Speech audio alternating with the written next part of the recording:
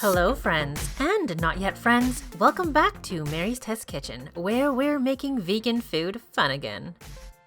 Let's face it, the selection of store-bought frozen vegan pizzas is still a little sad, and often pretty expensive for what you get. Make them yourself and you'll have a way better experience, with better ingredients, tastier toppings, and satisfying crusts, more value for the cost. Speaking of more value, this video is proudly sponsored by Thrive Market, the online marketplace on a mission to make healthy living easy and affordable for everyone. With your membership, you'll get access to their incredible selection of premium, healthy, natural, and organic products at 25 to 50% off traditional retail prices.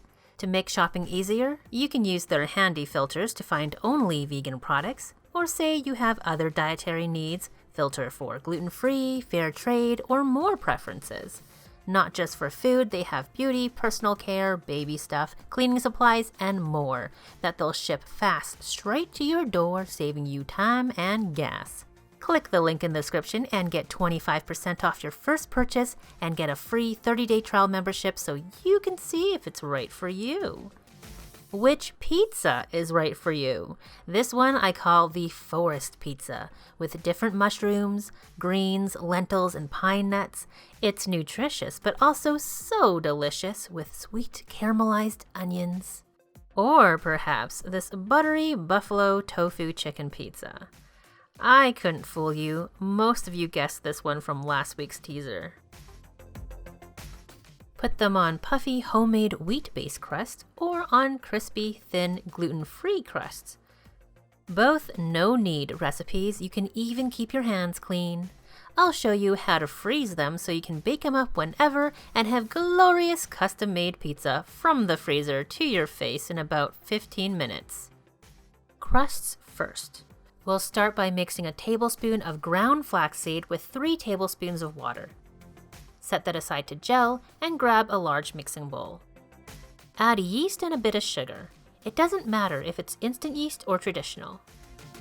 You'll also need warm water, ideally between 105 and 110 Fahrenheit. If you don't have a thermometer, well, get one, or just think really warm bath water. Do make sure you double check the printable recipe for exact measurements for everything and maybe details I might not have time for in this video. Now let this sit.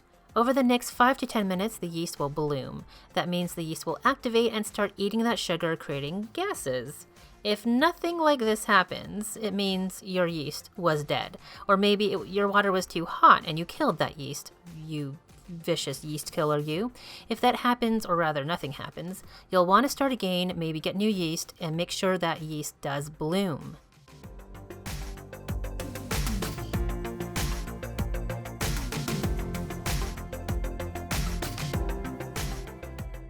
Next, you'll add your dry ingredients. For the regular crust, you'll just need 3 cups of all-purpose flour and a teaspoon of salt.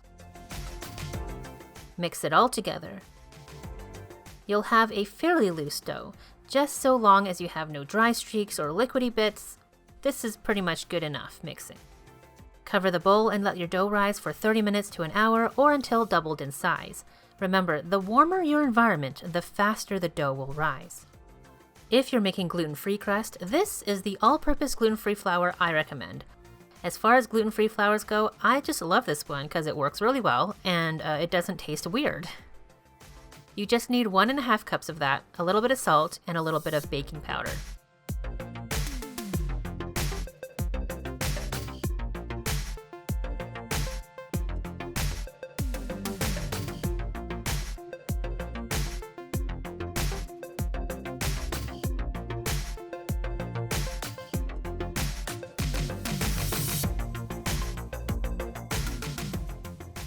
Grab a couple of baking sheets lined with parchment paper for easy cleanup, and before you put the dough on top, add a little oil.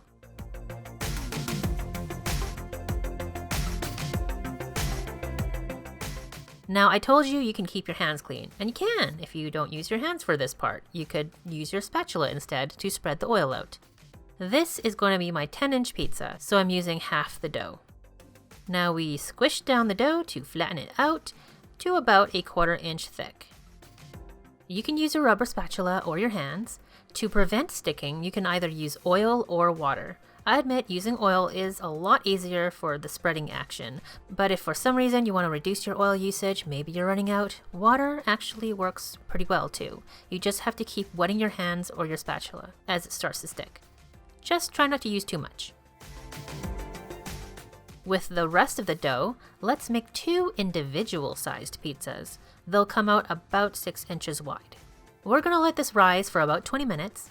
They won't puff up a lot, the difference will be subtle. Just cover them while they rise, making sure the towel does not touch our pizza bases. While we wait, let's make our pizza toppings, starting with the mushroom forest pizza. I'm using dried porcini and chanterelle mushrooms. We just need to soak them in warm water for a while to plump them up. I know they don't look like much now, but they're going to be so fragrant and delicious. Another extra delicious ingredient will be caramelized onions.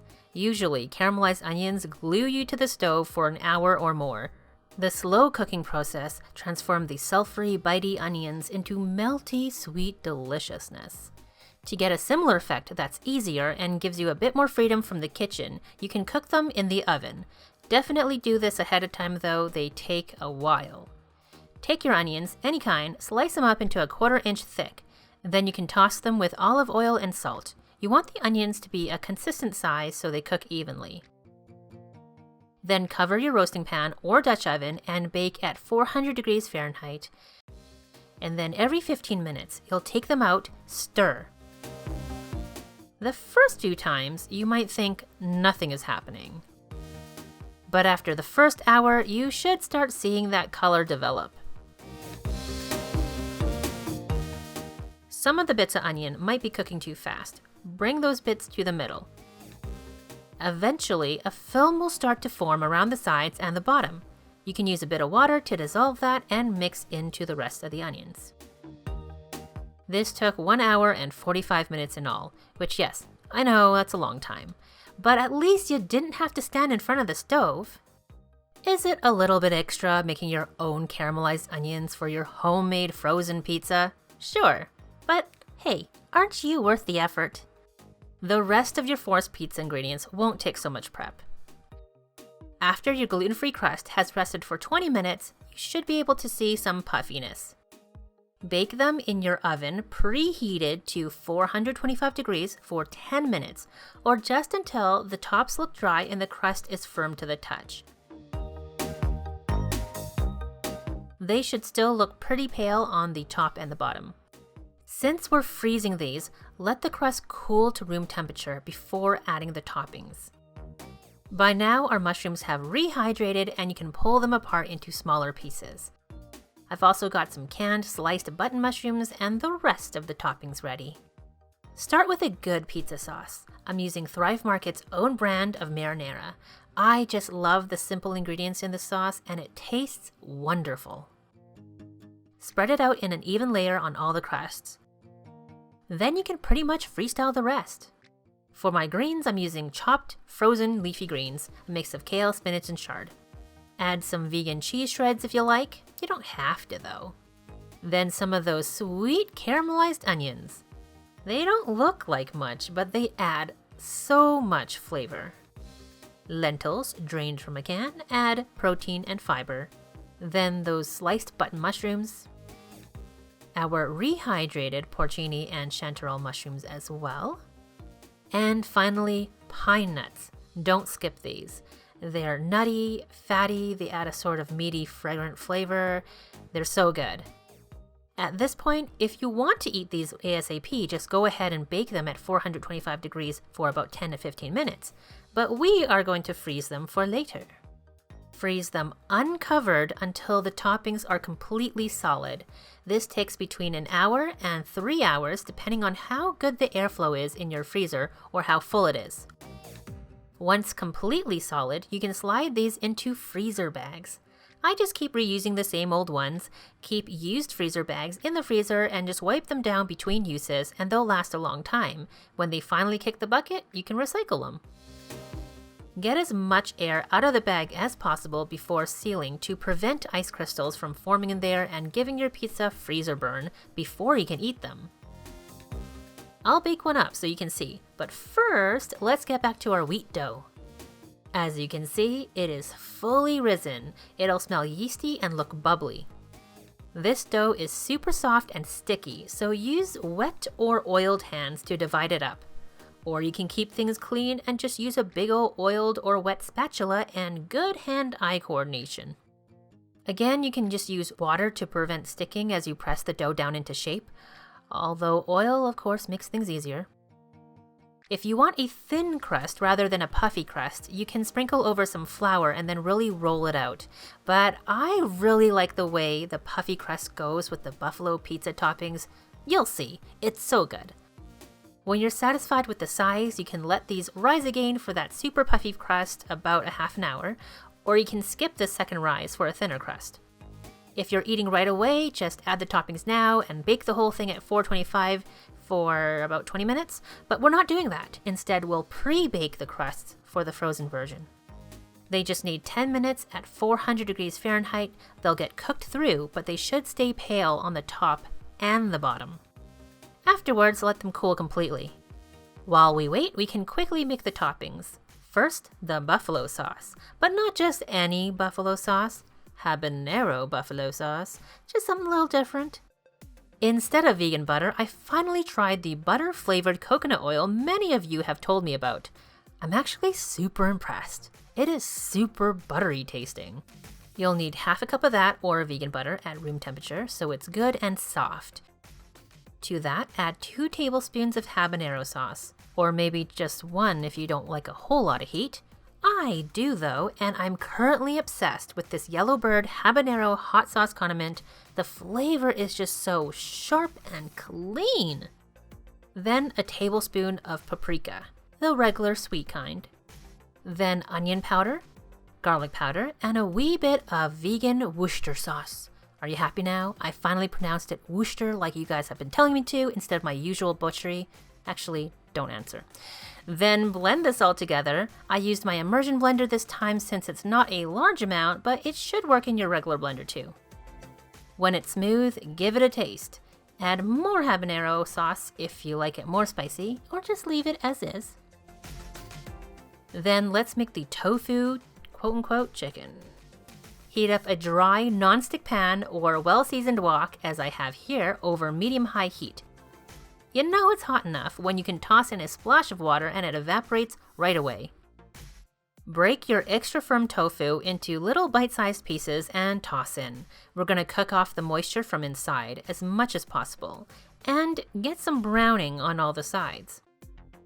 You can press on them to squeeze out even more water.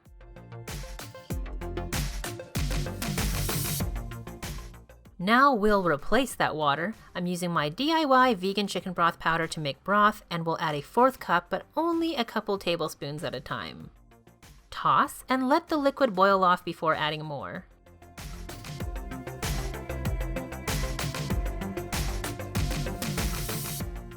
Finally, we'll toss in a few tablespoons of habanero buffalo sauce.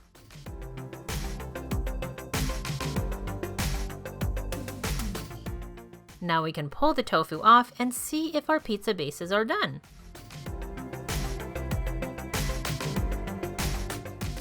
Add the habanero buffalo sauce first, along with some marinara, just a couple tablespoons of each.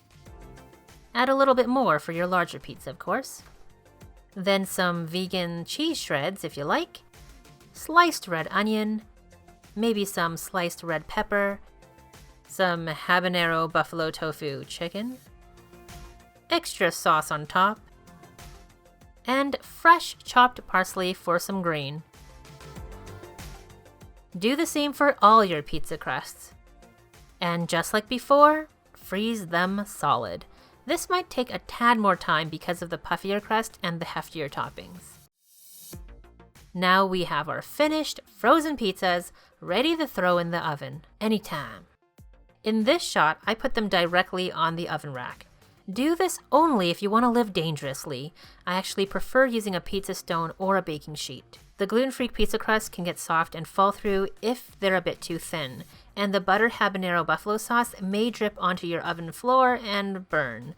But despite the risks, we have 2 glorious personal-sized pizzas.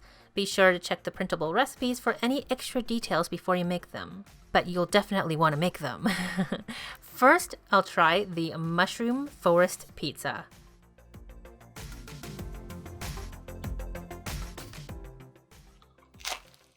Love at first crunch. The sweet caramelized onions really stand out. Perfect marinara sauce, the mushrooms being gloriously mushroomy. Greens and lentils are so nourishing. This is the perfect autumnal pizza that doesn't have pumpkin on it. And the habanero buffalo tofu pizza. Oh, let's add a little vegan ranch sauce first.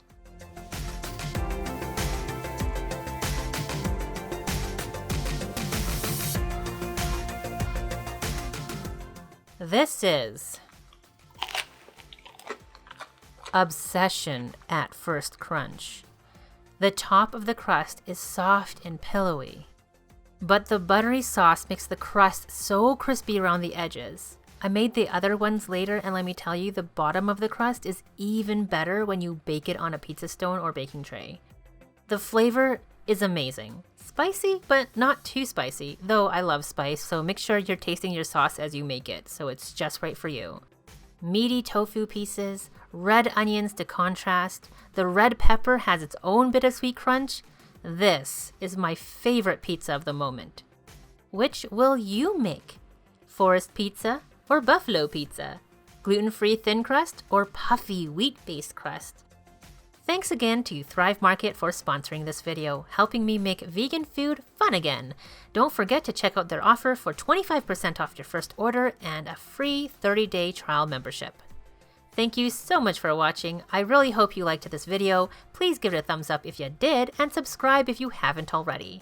One last thank you goes out to my channel members who are helping out with monthly support. You help so much and I really appreciate it. Next video, I'll be getting into more holiday-friendly, crowd-pleasing recipes, so turn on notifications so you don't miss those.